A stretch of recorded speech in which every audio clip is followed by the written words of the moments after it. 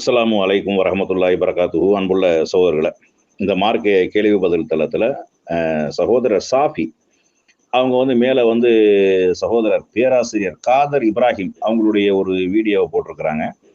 அவங்க ஃபோட்டோ போட்டு வாய்ஸ் போட்டிருக்கிறாங்க. அதில் இந்த பேராசிரியர் காதர் இப்ராஹிம் அவங்க இந்த யாசின், அதாவது பராத்து இரவுக்கு யாசின் ஓதுவது சம்பந்தமாக என்ன செய்கிறாருன்னா ஒரு விளக்கம் கொடுக்குறாரு. அதாவது இவர் கொடுக்கக்கூடிய விளக்கத்தை நம்ம பார்த்தோம்னா, இவருக்கு இஸ்லாம்டா என்னன்னே தெரியல. இஸ்லாமிய மார்க்கம்டா என்னன்னு தெரியாம, ஒன்றும் தெரியாம யாசின் ஓதுறது என்ன பெரிய தப்பா, சீரியலா பாக்குறாங்க, புறமா பேசுறாங்க, குர்ஆனத்தானே ஓதுறாங்க அப்படிங்கிற ஒரு ரேஞ்சில் என்ன செய்யறாரு, பேசுறாரு. அதுபோக ஹதீஸ்ல இல்லைன்றாலும் இல்லைன்னா இருந்துட்டு போகுது, அதனால என்ன இப்ப ஹதீஸ்ல இல்லாம இருந்துட்டு போகுது, இப்ப என்ன அப்படிங்கிற கேள்வியை என்ன செய்யறாரு முன்வைக்க. இதுல இருந்து என்ன விளங்குதுன்னா, அப்ப பேரு இஸ்லாமிய பேரு, அரபு பேரு காதர் இப்ராஹிம்னு பேரு.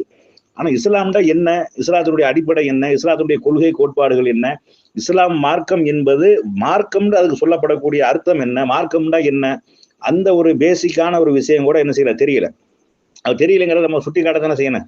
இன்ஷா அல்லாஹ் அவர்களுக்கு இந்த செய்தி கிடைச்சு இதன் மூலமாக அவர்கள் சத்தியத்தை சரியான முறையில் அறிந்து கொள்ளக்கூடிய ஒரு பாக்கியம் கிடைத்தால், வாய்ப்பு கிடைத்தால் அதுக்கு நமக்கு நன்மை இருக்கிறது. அந்த அடிப்படையில் இஸ்லாமிய மார்க்கத்தை பொறுத்தளவுக்கு நம்மளுடைய சுய இஷ்டத்திற்கு எதையும் செய்வதற்கு அனுமதியே கிடையாது. நம்ம விரும்பினதை செய்து கொண்டு போறதுக்கு, நம்ம நினைச்ச மாதிரி வாழ்ந்து கொண்டு போறதுக்கு, நாம எதை நல்லதுன்னு நினைக்கிறோமோ அதை செய்து கொண்டு போறதுக்கு அப்படியாப்பட்டவர்கள் அந்த இஸ்லாமிய மார்க்கத்தில் இருக்க வேண்டிய அவசியமே கிடையாது. இஸ்லாமிய மார்க்கம் என்பது இறைவனால் வழங்கப்பட்ட மார்க்கம், படைத்தவனால் வழங்கப்பட்ட ஒரு மார்க்கம். அதுல எப்படி நடக்கணும், எப்படி வணங்கணும், எப்படி இறை நினைவுகள்ல இருக்கணும் எல்லாமே சொல்லப்பட்டிருக்கிறது. எந்த ஒன்றும் சொல்லப்படாமல் விடல. நபி ஸல்லல்லாஹு அலைஹி வஸல்லம் அவர்கள் இறுதி தூதராக அனுப்பப்பட்டு அவர்களோடு காலத்தோடைய மார்க்கம் முழுமை பெற்று விட்டது. மார்க்கம் முழுமை பெற்று விட்டதுன்னா என்ன அர்த்தம்? உங்களுக்கு தேவையான எல்லாத்தையும் சொல்லிட்டேன், எதையெல்லாம் என்ன நெருங்குவதற்கு உண்டான வழியோ அத்தனை வழிகளும் உங்களுக்கு சொல்லப்பட்டு விட்டது, எதெல்லாம் உங்களுக்கு நன்மை பெற்று தருமோ அத்தனை வழிகளும் உங்களுக்கு சொல்லப்பட்டு விட்டது, எதெல்லாம் ஹலாலோ அது உங்களுக்கு சொல்லப்பட்டு விட்டது, எதெல்லாம் ஹராமோ அது உங்களுக்கு தடுக்கப்பட்டு விட்டது, எல்லாம் டோட்டலா க்ளோஸ் ஆயிருச்சு, முடிஞ்சு போச்சு. இனிமே புதுசு புதுசா உண்டாக்குறதுக்கோ, வந்தவன் போனவனெல்லாம் மார்க்கம்ங்கிற பேர்ல வாயில வந்ததை உணர்வதற்கோ எந்த ரைட்ஸும் வழங்கப்படாமல் இறைவனால் நிறைவு செய்யப்பட்ட ஒரு மார்க்கம் இஸ்லாமிய மார்க்கம். இதை நீங்க அடிப்படையாக விளங்கி கொண்டீர்களேயானால், அப்ப நாம் செய்யக்கூடிய மார்க்கம் என்று, வணக்கம் என்று, இபாதத் என்று, நல்லது என்று எது செய்வதாக இருந்தாலும் அதுல இருக்குதான்னு பார்க்கணும். எதுல இருக்குதான்னு பார்க்கணும்? குர்ஆன்ல இருக்குதான்னு பார்க்கணும். 23 ஆண்டு காலம் நமக்கு தூதராக வாழ்ந்து காட்டிய அந்த தூதருடைய வழிமுறையில இருக்குதான்னு பார்க்கணும். இது ரெண்டுலையும் இல்லைன்னா இஸ்லாத்துல இல்லைன்னு அர்த்தம். இஸ்லாத்துல இல்லைன்னா அல்லாஹ் சொல்லலைன்னு அர்த்தம். அல்லாஹ் சொல்லலைன்னா நம்மளா உண்டாக்கிட்டோம்னு அர்த்தம். நம்மளா உண்டாக்கிட்டு அந்த ரைட்ஸ் நம்ம கையில் எடுத்துக்கொண்டு நம்ம ஒரு இறைவனுடைய அந்த இடத்துக்கு போயிடுறோம்னு அர்த்தம். அப்ப இது பாவமா இல்லையா? வணக்கம் என்று இப்ப தொழுகைன்னு இருக்குது. இப்ப நீங்க இப்படி கேட்கலாம் தானே, என்னப்பா எல்லாத்துக்கும் 4 தொழுதுறிய 3 தொழுகை, ஃபஜருக்கு மட்டும் ஏப்பா 2 தொழுதுறிய, நல்லது தானே, தொழுகத்தானே செய்யறோம், ஒக்க 2 சேர்த்து 4 தொழுதுருவோமே அப்படின்னு தொழுதுற முடியுமா? அப்படின்னு செஞ்சிட முடியுமா? சரி, எல்லாத்துக்கும் எத்தனையோ பண்டிகைகள் வருது, நமக்கு 2 பண்டிகை தானே இருக்குது, ஒக்க 2 பண்டிகையை சேர்த்து 4 பண்டிகை ஆக்கி விட்டுரும் அப்படின்னு செய்ய முடியுமா? அப்ப மார்க்கத்துல எந்த ஒன்றையும் நம்ம கூட்டி செய்வதற்கோ குறைச்சி செய்வதற்கோ நமக்கு அனுமதி கிடையாது. இருக்கிறது இல்லை என்று சொல்வதற்கும் இல்லாததை இருக்குது என்று சொல்வதற்கும் நமக்கு எந்த மனிதருக்கும் அந்த உரிமை வழங்கப்படல. எவ்வளவு பெரிய அறிஞர்களாக இருந்தாலும், எவ்வளவு பெரிய ஆலிம்களாக இருந்தாலும், எவ்வளவு பெரிய மேதைகளாக இருந்தாலும் இருக்கிறது இல்லை என்று சொல்வதற்கோ இல்லாதது இருக்குது என்று சொல்வதற்கோ அந்த உரிமை யாருக்கும் வழங்கப்படலை. அப்ப இந்த அடிப்படையில் நீங்க பார்க்கணும். இப்ப பராஅத் இரவு என்று ஒரு இரவு சொல்றாங்களா இல்லையா? இந்த இரவு சம்பந்தமாக நபி ஸல்லல்லாஹு அலைஹி வஸல்லம் அவர்கள் லைலத்துல் பராஅத் என்று சொல்லி ஒரு வார்த்தையை அவங்க பிரயோகித்திருக்கிறாங்களா? அப்படி ஏதாவது ஒரு ஹதீஸ்கள்ல வருதா? அந்த நாளுக்கு என்று ஏதாவது பிரத்யேக சிறப்புகள் இருக்குது என்று வருதா? இல்ல. இப்ப நீங்க என்ன செய்ய, குர்ஆன் தானே ஓதுறாங்க, யாசின் தானே ஓதுறாங்க அப்படின்னு சொல்றீங்க. சரி, சீரியலா பாக்குறாங்க அப்படின்னு கேட்கறீங்களா இல்லையா? சரி, இன்னைக்கு ஒரு நாளைக்கு குர்ஆனை ஓதுனா போதுமா? நாளைக்கு சீரியல் பார்த்தா பிரச்சனை இல்லையா? நாளை கழிச்சு சீரியல் பார்த்தா பிரச்சனை இல்லையா?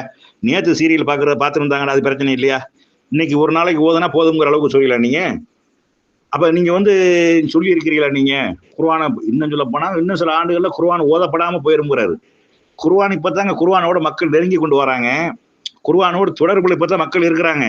இதற்கு முன்னாடி எல்லாம் இந்த செத்து போனவர்களுக்கு ஓதுவதற்காக இந்த யாசி என்ற சூறால என்ன அர்த்தம், என்ன விளக்கிட்டாங்கன்னா, செத்து போனவங்களுக்கு ஓதுறது, கபர்களுக்கு பார்சல் பண்றது, மரணித்தவர்களுக்கு பார்சல் பண்றது அப்படிங்கிற கருத்துல தான் மக்கள் நம்பிக்கொண்டிருக்கிறாங்க. குர்ஆன் அதுக்கு அருளப்பட்டது, குர்ஆன் அதுக்கா வந்தது. ஹுதன் லின்னாசி வ பையினாத்தி மினல் ஹுதா வல் ஃபுர்கான். இது மனித குலத்திற்கு நேர்வழியை தெல்ல தெளிவாக காட்டக்கூடியது, மனித குலம் முழுமைக்கும் காட்டக்கூடியது. நன்மை தீமைகளை சரியான முறையில் சொல்லித்தரக்கூடியது. அப்படியாப்பட்ட வேதம் நம்ம கையில வைத்துக் கொண்டு இந்த மாதிரியான ஒரு வாதத்தை வைக்கிறத முதல்ல வந்து ஒரு அபத்தமான ஒரு வாதம். புறம் பேசக்கூடாது, அதாவது பாவத்துல ஈடுபடக்கூடாது, சீரியல் பார்க்க கூடாது நீங்க சொல்லி இருக்கிறீங்களா? நீங்க சாராயம் குடிக்க கூடாதுன்னு சொல்லாமையா இருக்கிறாங்க? யார் இது? எல்லாரும் சொல்லத்தானே செய்யறாங்க. சீரியல் பார்க்காதீங்க, சாராயம் குடிக்காதீர்கள் என்று எல்லாரும் சொல்லத்தான் செய்யறாங்க.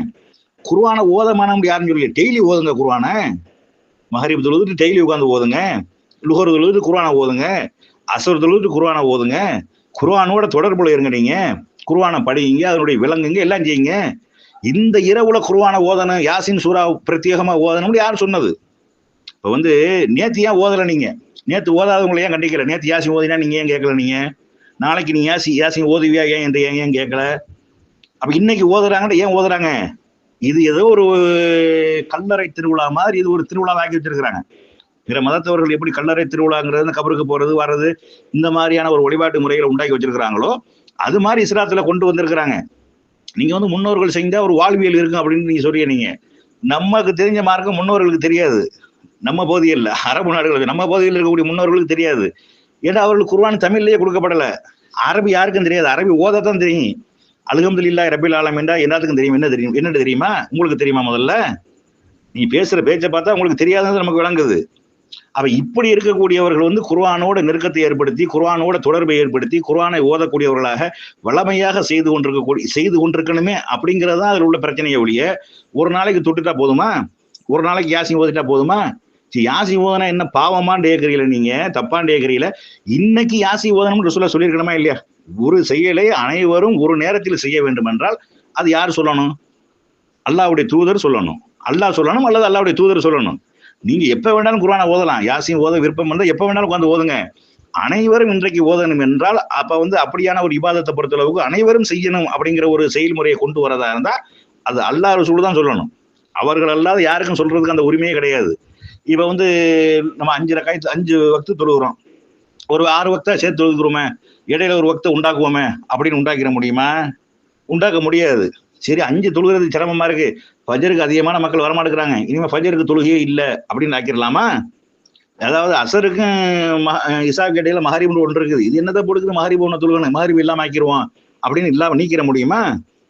எந்த ஒரு விஷயம், மார்க்க விஷயமாக எந்த ஒன்றாக இருந்தாலும் அல்லாஹ் ரசூல் சொன்னதை செய்யணும். இல்லைன்னா செய்யாம விட்டுறவனே. உங்களை கேட்க மாட்டான். அல்ல ஏன் குர்ஆன் ஓதுன்னு கேட்பானா? ஏன் பராத் இரவுல நீ ஏன் யாசின் ஓதுன்னு கேட்பானா? அல்ல ஏன்டா ஓதுன்னு கேட்பான். ஏன் நான் சொல்லலையே, என் தூதர் உனக்கு சொல்லலையே, இந்த பராத் இந்த சவ்வான் மாசம் 15வது நாள் பிரத்யேகமான நாள், அதுல வந்து நீ யாசின் ஓதணும், 3 யாசின் ஓதணும், ரொட்டியை சுட்டு கொடுக்கணும். அதை ஒரு கேட்கிறாரு. ரொட்டி சுட்டு கொடுக்கறது தப்புன்னு சொல்றாங்க. நேற்று ஏன் ரொட்டி சுட்டு கொடுக்கல? நீங்க பாசம் வெளிப்படும் என்றால், அந்நியோனியம் ஏற்படும் என்றால், குடும்பத்துடைய நெருக்கம் உண்டாகும். நேற்று ஏன் ரொட்டியை சுட்டு கொடுக்கல? நீ கொடுக்க வேண்டியதானே? நீங்க ஒவ்வொருத்தரும் ஒவ்வொரு நாளைக்கு சுட்டு கொடுத்துக்கிட்டே இருக்க வேண்டியதானே? இன்னைக்கு ஏன் அனைவரும் சுட்டு கொடுக்குறீங்க? அதுக்கு ஆதாரம் இருக்குதா? பராத் இரவுல அனைவரும் ரொட்டி சுட்டு கொடுக்கணும், அதுக்கு ஆதாரம் அதைத்தானே காட்டணும். அனைவரும் சேர்ந்து ஒரு நாளை தேர்ந்தெடுத்து செய்வதாக இருந்தால் அது அல்லாஹ் ரசூல் சொன்னதா இருக்கணும். அப்படி இல்லாம வந்து ரொட்டி சுட்டு கொடுக்கறது தப்பான்னு கேட்டா, அது குடும்ப உறவை மேம்படுத்தும் அப்படின்ட்டா ஏன் அவங்க 10 நாளைக்கு முன்னாடி செஞ்சு கொடுக்க வேண்டியதானே? வாரத்துக்கு 2 தடவை சுட்டு சுட்டு கொடுங்க. யார் மானம்னு சொன்னது? நீ அவங்க செஞ்சு கொடுத்துக்கிட்டே இருக்க வேண்டியதானே? சொந்த பந்தங்களை அரவணைக்க கொடுக்க, கஷ்டப்படுறவனு கொடுக்கவே மாட்டாங்க. இந்த கத்தம் பாத்தியா ஒரு செலவழிக்கிறாங்களே, பெத்த தாய்க்கு 10 ரூபா செலவழிச்சிருக்க மாட்டான், மாத்திரை வாங்கி கொடுத்துருக்க மாட்டான், மருந்து வாங்கி கொடுத்துருக்க மாட்டான், அவசர நேரத்துல போய் பார்த்துருக்க மாட்டான். மௌத்தா போனதுக்கு அப்புறம் என்ன செய்வான்? அடிமுசா கூப்பிட்டு ஆட்டை இருந்து சோறு போடுறதுல இருந்து என்னென்ன காரியங்கள் செய்யறது அப்படிங்கிறது பாக்குறோம் நம்ம. அப்ப இருக்கக்கூடிய தாய் தந்தைக்கு வந்து ஒரு நல்லது செய்யறது இல்லை, நல்ல காரியம் செய்யறது இல்லை.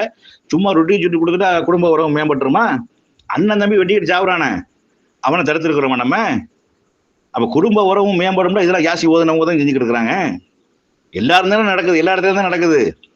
அப்ப விளங்கி கொள்ளக்கூடிய விஷயம் என்னென்றா, மார்க்கம் என்பது நம்ம சுய இஷ்டத்துக்கு முடிவெடுக்கவே கூடாது, சுய இஷ்டத்திற்கு செய்யவே கூடாது. இஸ்லாமிய மார்க்கத்தில் இருப்பதாக இருந்தால் அது அல்லாஹ் ரசூலும் சொன்ன அடிப்படையில் வாழணும். அல்லாஹ் குர்ஆன்ல ஒரு வசனத்துல அழகா சொல்றான், வமா கான முஃமினின் வலா முஃமினத்தின் இதா கலல்லாஹு வ ரசூலஹு அம்ரா ஐயகூன லஹுல் ஹியரத்து மின் அம்ரிஹிம் வமை யஹ்சில்லாஹ வ ரசூலஹு ஃபக்கத் லலாலம் முபீனா. அல்லாஹ்வும் அவருடைய தூதரும் ஒரு விஷயத்தை பற்றி கட்டளை பிறப்பித்து விட்டால், முடிவு எடுத்து விட்டால், அதுல முஸ்லிமான மூமினான ஆணாக இருந்தாலும் சரி, மூமினாக பெண்ணாக இருந்தாலும் சரி, சுய விருப்பம் கொள்ளுதல் கூடாது. அல்லாஹ் ரசூல் சொன்னதான் மார்க்கம். அது அப்படி இருந்தா நல்லா இருக்குமே, இப்படி இருந்தா நல்லா இருக்குமே, இப்படி செஞ்சா என்ன, ரொட்டியை சுட்டு கொடுத்தா என்ன, இந்த பேச்சை பேசக்கூடாது. இப்படி பேசுவார்களே ஆனால் வமை யஹசில்லாஹ வரசூலஹு ஃபக்கது லலாலம் முபீனா, அவர்கள் மிக தெளிவாக வழிகட்டி விட்டார்கள், அல்லாஹ்வுக்கும் அவருடைய தூதருக்கு மாறு செய்து விட்டார்கள், மிக தெளிவாக வழிகட்டி விட்டார்கள் என்று அல்லாஹ் சொல்றான். அப்ப இஸ்லாமிய மார்க்கத்துல உள்ளதான். அதுபோல் ரசூல் ஸல்லல்லாஹு அலைஹி வஸல்லம் அவங்க சொல்றாங்க, மன் அமில அமலன் லைஸ அலைஹி அம்ருனா ஃபஹுவ ரத்துன், நம்முடைய அனுமதி இல்லாமல், நம்முடைய உத்தரவு இல்லாமல், நம்முடைய கட்டளை இல்லாமல் யாராவது ஒரு அமலை செய்வார்களேயானால், அந்த அமல் செய்வதாக இருந்தால் அதனுடைய அனுமதி எங்க இருக்கணும்? குர்ஆன் ஹதீஸ்ல இருக்கணும், ரசூலுல்லாஹ்விடம் இருந்த வழிமுறையில இருக்கணும். ரசூலுல்லாஹ்வுடைய அனுமதி இல்லை, உத்தரவு இல்லை, கட்டளை இல்லை, இப்படியாப்பட்ட ஒரு அமலை யாராவது செய்வார்களேயானால் ஃபஹுவ ரத்துன், அது நிராகரிக்கப்பட்டு விடும், அது அல்லாஹ் அங்கீகரிக்கவே மாட்டான். அப்ப வெட்டிக்கு உட்கார்ந்து யாசின என்ன செய்ய, வெட்டிக்கு உட்கார்ந்து ரொட்டியை சுட்டு தின்று என்ன செய்ய, சும்மா சுட்டு திங்கலாம், அது வேற விஷயம். நேரத்துக்கு சுட்டு தின்றுக்கலாம், முந்தானத்துக்கு சுட்டு தின்றுக்கலாம், போன மாசம் சுட்டு திங்கலாம், மாசத்துக்கு 10 தடவை சுட்டு தின்னுங்க, யார் மானம் சொல்லல, சுட்டு தின்னுங்க, 4 பேருக்கு கொடுத்து விடுங்க, ஏழை எளியவர் கொடுங்க, காசு பணம் எல்லாம் நிறைய தந்திருந்தாண்டா ஊர்ல உள்ள 50 பேருக்கு கொடுங்க, ஏழை எளியவர்களுக்கு கொடுங்க, மானம் யாரும் சொல்லல, அதெல்லாம் செய்யக்கூடாதுன்னு யாரும் சொல்லல. இந்த பிரத்யேகமா இந்த நாளுக்கு என்று செய்வதற்கு என்ன ஆதாரம்? ஆதாரம் இல்லாமல் செய்தால் நீங்களா உண்டாக்குறீங்கன்னு அர்த்தம். அல்லாஹ் சொல்லலைன்றா அல்லாஹ் சொல்லாம விட்டுட்டான், மார்க்கத்தை முழுமையாக்கிட்டோம், அவன் போய் சொல்றான், அவன் இதை சொல்லல. பராத் இரவுல ரொட்டி சுட்டு கொடுக்கறது அல்லாஹ் சொல்லல, ரசூல் ஸல்லல்லாஹு அலைஹி வஸல்லம் பராத் இரவுல கோதுமை ரொட்டி சுட்டு கொடுக்கறது சொல்லல அப்படின்னு அர்த்தம். நம்ம மக்கள் நெல்லு மாவு ரொட்டி சுடுவாங்க, ரசூலுல்லாஹ் காலத்துல கோதுமை தானே, அவங்க பகுதியில கோதுமை, நம்ம இதுல நெல்லு மாவு ரொட்டி சுட்டு கொடுக்கறது சொல்லல அப்படிதானே அர்த்தம். அப்ப இப்படி ஒரு அபாண்டத்தை அல்லாஹ் ரசூல் மேல சுமத்த போறீங்களா நீங்க? அது மாதிரி நீங்க இப்படி பேசி பேசி ஹதீஸே இல்லைன்னு ஒருத்தன் சொல்றானே, சைத்தான் அப்படித்தானங்க வழி எடுப்பான். சைத்தானுடைய வேலையே நல்லவர்களை வழிகெடுத்து நரகத்துல கொண்டு போய் சேர்க்கிறது தானே. இல்லாத ஒன்றை நல்லது மாதிரி காட்டி, மார்க்கத்தில் இல்லாத விஷயங்கள் எல்லாம் மார்க்க மாதிரி காட்டி நரகத்துல கொண்டு போய் சேர்க்கக்கூடிய வேலையை தான் சைத்தானுடைய வேலை. சைத்தான் எதற்காக, அவனுடைய நோக்கம் என்ன? நல்லவர்களை கொண்டு போய் நரகத்துல சேர்ப்பது. அப்ப அதுக்கு தான் நம்ம துணை போய்கிட்டு இருக்கு. நீங்க துணை போய்கிட்டு இருக்கீங்களா? நீங்க இஸ்லாத்துல என்ன செய்யாம விட்டுட்டு போப்பா, என்னப்பா யாசின் ஓதுற, என்ன ரொட்டி சுட்டு கொடுக்குற, எல்லா நாளும் உட்காந்து யாசினா ஓதுப்பா, குர்ஆனை ஓதுப்பா, ரொட்டியை சுட்டு தின்னுப்பா கொடுப்பா, அப்படி சொல்றதை விட்டுவிட்டு நீங்க என்ன பேச்சு பேசுறீங்க நீங்க? அப்ப மார்க்கத்தின் சால என்ன செய்யுங்க, பேராசிரியரா இருக்கிறீங்க, மரியாதைக்குரிய பேராசிரியரா இருக்கிறீங்க. நீங்க பேராசிரியர்னா எல்லாத்தையும் படிச்சவரை தான் பேராசிரியர் இருப்பாரு. குர்ஆனை படிங்க, ஹதீஸ்களை படிங்க, குர்ஆனை தமிழ் மொழியில படிங்க, நீங்க உங்களுடைய மொழியில நீங்க படிங்க. அல்லாஹ் என்ன கட்டளையிடுறான், என்ன நமக்கு சொல்லியிருக்கிறான் என்பதை படிங்க. சத்தியம் இதுதான் என்று விளங்கிய சத்தியத்தை மக்களுக்கு சொல்லுங்க. நீங்க உங்க இஷ்டத்துக்கு நானா சொல்ற முடியாதுன்னு சொல்லாதீங்க, உங்க இஷ்டத்துக்கு சொல்லாதீங்க. அது மற்ற விஷயங்களை நீங்க பேசுங்க. நீங்க மார்க்கம் என்று வரக்கூடிய நேரத்துல, இஸ்லாம் என்று வரக்கூடிய நேரத்துல உங்களுடைய கருத்துக்கள் எல்லாம் மார்க்கம் ஆகாது, மார்க்கத்துல கொண்டு போய் சேர்க்க கூடாது அப்படிங்கிற ஒரு அறிவுரையையும் நம்ம பேராசிரியர் காதர் இப்ராஹிமா அவங்களுக்கு நம்ம சொல்லிக் கொள்றோம்.